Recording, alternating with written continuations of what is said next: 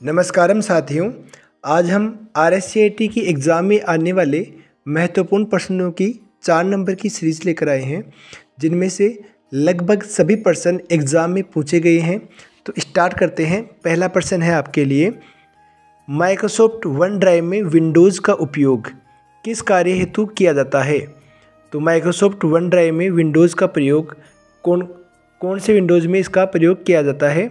तो इसका right answer होगा अपने पास विंडो 8, विंडो 10, विंडो 7। विंडो 7 तो पुरानी है, विंडो 8 नहीं है और विंडो 10 भी नहीं है। तो उपरोक्त दोनों ऑप्शन आपका सही एकदम करेक्ट आंसर हो जाएंगे। उपरोक्त दोनों ए और बी ऑप्शन का ऑप्शन हो जाएगा। फिर देखिए सेकंड प्रश्न है, एक ऑनलाइन इलेक्ट्रॉनिक हस्ताक्षर सेवा कौन सी है? तो जिसमें अपन ऑनलाइन सिग्नेचर होते हैं, जैसे मूल निवास आता है आपका, जाति प्रमाण पत्र आते हैं या पुलिस वेरिफिकेशन है, इन सब पे ऑनलाइन साइन किए हुए आते हैं। तो इन पे साइन कौन करता है या किसके जरिए होते हैं? तो जो सर्विस है अपने पास उसे बोला जाता है राजस्थान ई साइन। राजस्थान ई साइन इलेक्ट्रॉनिक हस्ताक्षर सेवा होती है, राज ई साइन। देखिए नेक्स्ट क्वेश्चन है, 3 नंबर का प्रश्न है आपके पास, बेरोजगारों को पंजीकृत करने के लिए BRSY राशि के तहत दी जाने वाली ब्याज की दर क्या होती है? तो पंजीकृत करने के लिए पहले तो आपके पास हुआ करती थी 4% रेट, लेकिन अब इसको बढ़ा करके कर दिया गया है 8%। तो आपका राइट आंसर होगा 8%। बेरोजगारों को जो बेरोजगार पंजीकृत है उनके पास जो राशि दी जाती है उन्हें गवर्नमेंट के द्वारा, उन पर जो ब्याज लिया जाता है वो होती है 8% रेट होती है वो। इसका BRSY का पूरा नाम है आपका भामाशाह रोजगार सृजन योजना। भामाशाह रोजगार सृजन योजना, इसके तहत गवर्नमेंट जो बेरोजगार युवा है उन्हें पैसे देती है धंधा स्टार्ट करने के लिए। उस पर जो ब्याज लेती है उसकी रेट होती है 8%। BRSY का फुल फॉर्म है भामाशाह रोजगार सृजन योजना। फिर देखिए प्रश्न पूछ रहा है, भामाशाह रोजगार सृजन योजना के तहत ऋण चुकता करने की अवधि क्या होती है? तो देखिए 8% तो रेट होती है और ऋण चुकता करने की अवधि 5 वर्ष होती है, और जो पैसे दिए जाते हैं वो भी होते हैं 50,000 रुपये, यानी कि 50,000 रुपये मिलते हैं आपको 5 वर्ष के लिए। उस पर रेट होती है 8%। ये पूरा आंसर हो गया आपका। फिर देखिए नेक्स्ट प्रश्न है, राजस्थान सरकार ने किस माध्यम से नागरिकों की सभी विभागों की सेवाओं तक पहुंच को सरल बनाने के लिए किसकी पहल की थी? तो राजस्थान सरकार आम नागरिक तक सिंपली पहुंच सके, तो इसके लिए राजस्थान सरकार ने सिंगल साइन इंटरफेस चालू किया था, जिसे हम प्यार से SSO कहते हैं। SSO ID स्टार्ट की थी। सिंगल साइन एक विंडो बनाई थी सिंगल साइन के नाम से, जहाँ से हम गवर्नमेंट के जो कार्य है या जो योजनाएं चालू की जाती है उनका डायरेक्टली अपन फ़ायदा वहाँ से उठा सकते हैं। प्रत्येक नागरिक ये फ़ायदा उठा सकता है इसके द्वारा, सिंगल साइन इंटरफेस के द्वारा। तो एक इंटरफेस बनाया था राजस्थान सरकार ने, जिसके माध्यम से हम डायरेक्टली पहुंच सकते हैं। फिर देखिए SSO का पूरा नाम SSO single sign on. Single sign on जो आपकी SSO ID आती है उसका पूर्ण नाम होता है सिंगल साइन ऑन। फिर देखिए नेक्स्ट क्वेश्चन है आपके लिए, नागरिक ऑनलाइन माध्यम से रोजगार के लिए कैसे पंजीकरण कर सकता है? यानी आपको ऑनलाइन रोजगार के लिए रजिस्ट्रेशन करना है तो आप ई मित्र के द्वारा कर सकते हैं। इसके अलावा आप रोजगार विभाग की वेबसाइट पे डायरेक्ट आप गूगल पे जाके वहाँ पे रोजगार विभाग की जो वेबसाइट है वो ऑन करके वहाँ से कर सकते हैं। तो अपने देखो सी ऑप्शन दे रखा है, ए और बी दोनों ऑप्शन सही हैं, तो इसका राइट आंसर हो जाएगा ई मित्र और रोजगार विभाग की साइट, दोनों सही है, दोनों राइट आंसर है। यहाँ से अपन कोई भी गवर्नमेंट की सेवा होती है उसके लिए अपन ऑनलाइन रजिस्ट्रेशन कर सकते हैं। फिर देखिए पेन का पूरा नाम परमानेंट अकाउंट नंबर।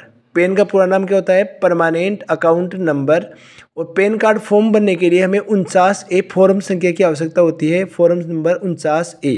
ये फॉर्म आपको फिलअप करना पड़ता है पेन कार्ड बनाने के लिए। पेन कार्ड NSDL की साइट पर बनता है। NSDL की साइट पे पेन कार्ड से संबंधित कार्यक्रम होते हैं आपके पूरे के पूरे। देखिए अगला प्रश्न है, PNR का पूरा नाम। PNR देखिए पहली बात तो यह है, PNR आपका रेलवे से संबंधित होता है।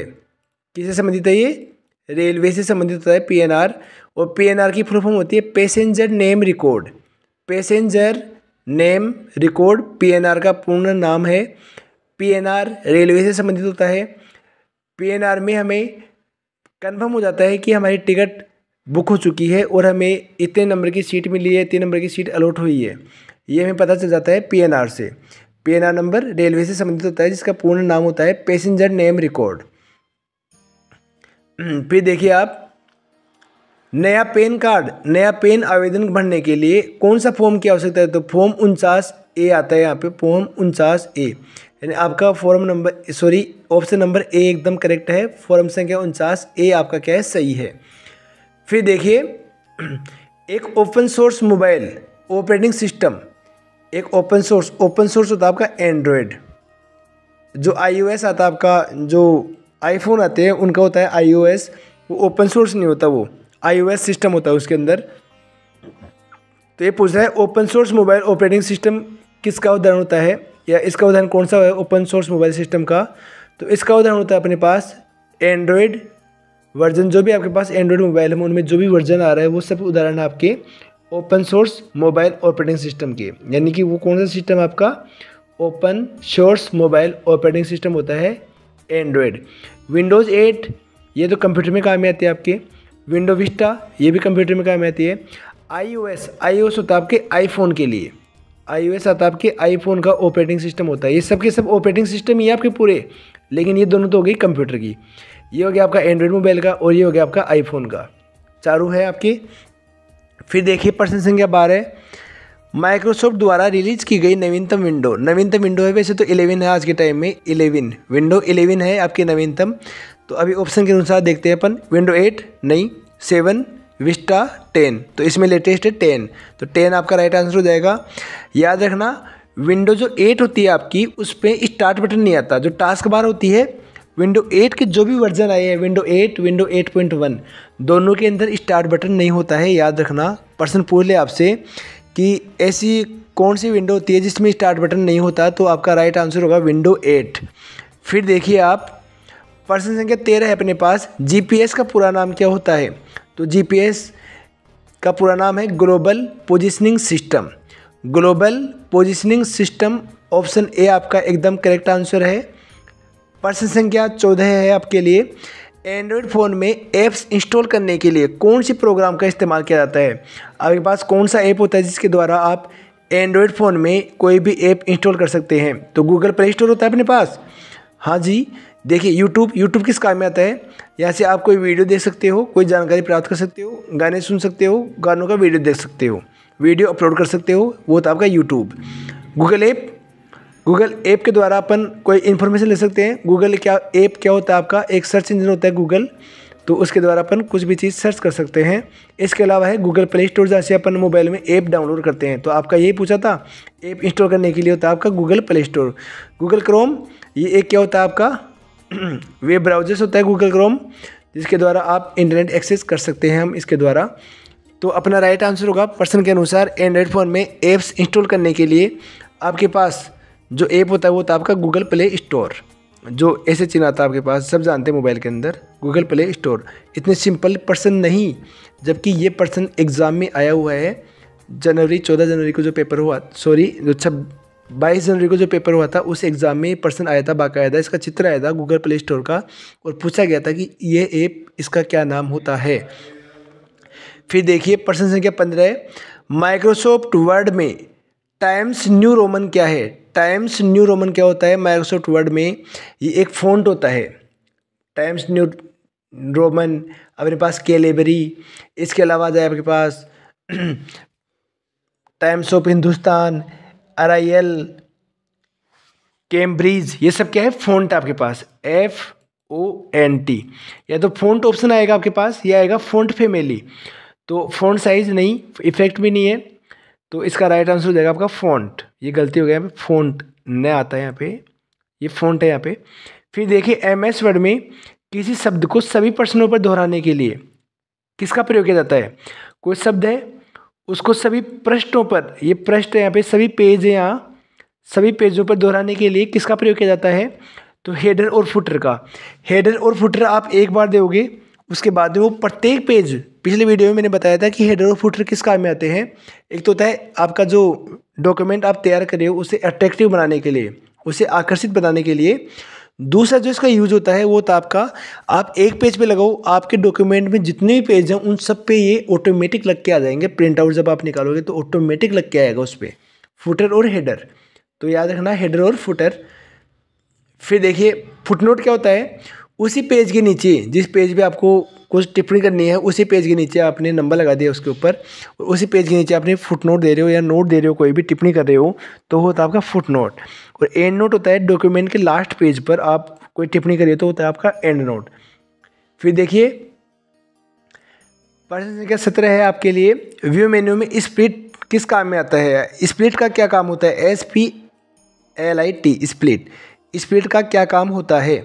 तो स्प्लिट का काम होता है ये आपकी जो विंडो होती है उसे दो भागों में विभाजित कर देती है। तो एक विंडो को दो भागों में बांटना स्प्लिट का काम होता है।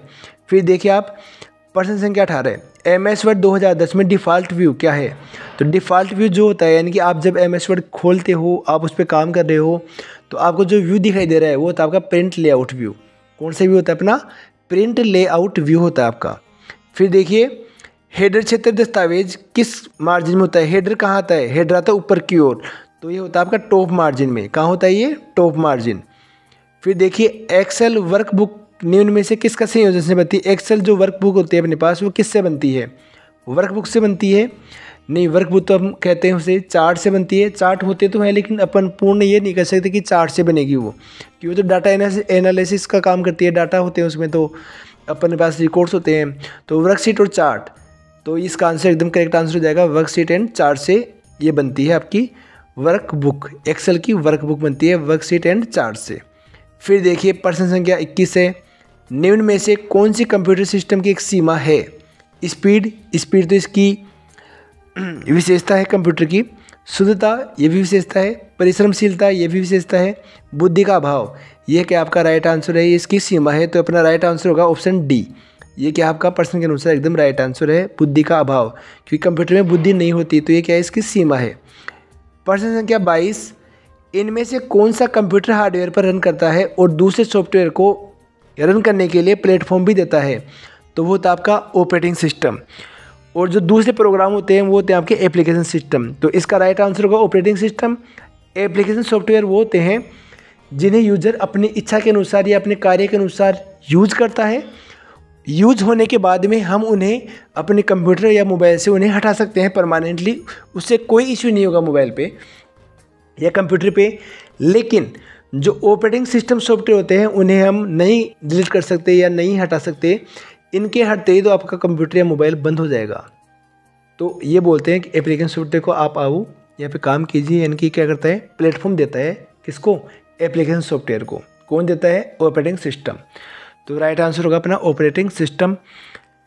रैम द्वारा अधिक बार प्रयोग होने वाले सूचना को संग्रहित करने के लिए किस मेमोरी का, जो रैम अधिक जो बार बार डाटा का यूज हो रहा है उसके लिए किसका यूज करती है? कौन सी मेमोरी का यूज करती है? तो ये करती है वो आपकी कैश मेमोरी का यूज करती है। रैम यूज करेगी यहाँ कैश मेमोरी का। फिर देखिए ये अच्छा प्रश्न है, CGL की जो प्री एग्ज़ाम हुई थी उसमें पूछा गया था, रैम द्वारा अधिक बार प्रयोग होने वाले सूचना को संग्रहित करने के लिए किस मेमोरी का प्रयोग किया जाता है? तो वो थी आपकी कैश मेमोरी। नेक्स्ट प्रश्न है, कौन सा प्रिंटर अच्छी गुणवत्ता वाली वेक्टर, तो सबसे अच्छा प्रिंटर चाहिए आपको तो वो होता है आपका प्लॉटर। लेज़र प्रिंटर मैंने बताया था पिछले वीडियो में कि जो सूखी स्याही होती है उसका प्रयोग करता है laser printer. Daisy wheel printer, impact printer का प्रकार होता है एक। फिर देखिए कंप्यूटर को ऑन करने की प्रक्रिया क्या कहलाती है? कंप्यूटर को ऑन करने की प्रक्रिया बूटिंग कहलाती है। निम्न में कौन सा आउटपुट डिवाइस का उदाहरण है? स्कैनर एक इनपुट डिवाइस होता है। प्लॉटर अभी ऊपर आया था, ये आउटपुट डिवाइस है प्लॉटर आपका। फिर है कीबोर्ड, कीबोर्ड इनपुट डिवाइस होता है, और ग्राफिक टैबलेट इनपुट डिवाइस होता है। तो आपका राइट आंसर होगा प्लॉटर, ऑप्शन बी आपका सही है प्लॉटर। फिर देखिए आउटपुट ही पूछा था आप में, हाँ प्लॉटर एकदम करेक्ट आंसर आपका। निम्न में से कौन सी ऑनलाइन भुगतान की प्रणाली नहीं है? तो क्रेडिट कार्ड ऑनलाइन है, डेबिट कार्ड भी ऑनलाइन है, नेट बैंकिंग भी ऑनलाइन है। तो कैश ऑन डिलीवरी ये ऑनलाइन नहीं है। आपके पास जब आएगा सामान देने के लिए तो आप उसे पेमेंट करोगे, कैश दोगे, आप नगद दोगे उसे, तो ये ऑनलाइन भुगतान प्रणाली नहीं है। तो आपका ऑप्शन डी एकदम करेक्ट आंसर होगा। फिर देखिए प्रश्न संख्या 28, निम्न में से कौन सा वेब ब्राउजर का उदाहरण है? तो गूगल क्रोम है, सफारी है, मोजिला फायरफॉक्स है, उपरोक्त सभी हैं आपके। तो ऑप्शन डी आपका करेक्ट आंसर है। निम्न में से कौन सी सोशल नेटवर्किंग साइट नहीं है? तो देखिए, फेसबुक होती है social networking site, Wikipedia, Twitter, माई स्पेस। ट्विटर भी होता है, माई स्पेस भी होता है, फेसबुक भी होता है, विकिपीडिया नहीं होता। विकिपीडिया पे इन्फॉर्मेशन आती है आपके पास, पहले से सेव की हुई इन्फॉर्मेशन इस पर।